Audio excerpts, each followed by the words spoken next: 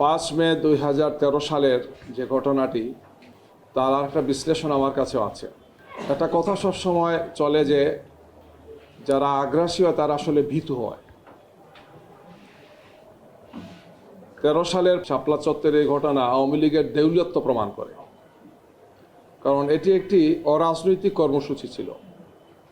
বাংলাদেশের একটি বৃহৎ ধর্মীয় প্রতিষ্ঠান, সামাজিক প্রতিষ্ঠান হেফাজতে ইসলাম, যেখানে বাংলাদেশের প্রায় সব ধরনের আলেমদের একটা প্ল্যাটফর্মে তাদের কিছু দাবি ছিল, 13 দফা দাবি ছিল।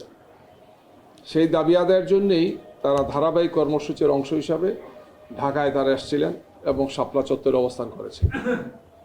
এই কর্মসূচিতে বিএনপি, জামাত সহ আমরা বিরোধী দল আমাদের সমর্থন ছিল যে এটি একটি গুরুত্বপূর্ণ বিষয় এবং এখানে যাতে আমরা সবাই মনে করি যে সরকারের উচিত এই সমস্ত বিষয় আলোচনা করে তার সমাধান করা। বিষয়টি ঠিক এই ধরনেরই ছিল। তারও একটা প্রেক্ষাপট ছিল যেটা শাহবাগে ঘটেছিল, আপনারা জানেন, যে বিষয়ে আমাদের এমপি সাহেব বলেছেন, কামাল হোসেন সাহেব বলেছেন, আমি আর সেদিকে যাচ্ছি না।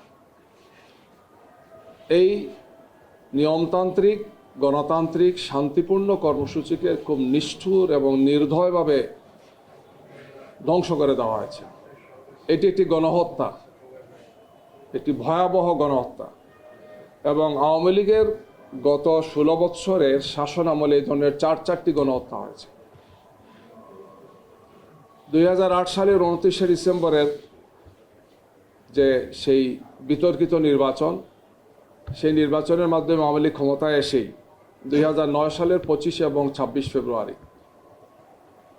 ঢাকার পিলখানায় প্রথম গণহত্যা অনুষ্ঠিত হয়, যেখানে বাংলাদেশের সেনাবাহিনীর 57 জন অত্যন্ত মেধাবী এবং চৌকস অফিসারকে হত্যা করা হয়। সব মিলে প্রায় 77 জন সেখানে হত্যাকাণ্ডের শিকার হয়েছিলেন। এই গণহত্যার মাধ্যমে একটি মেসেজ দেওয়া হয়েছে যে বাংলাদেশের সামনের দিনগুলো কি হতে পারে।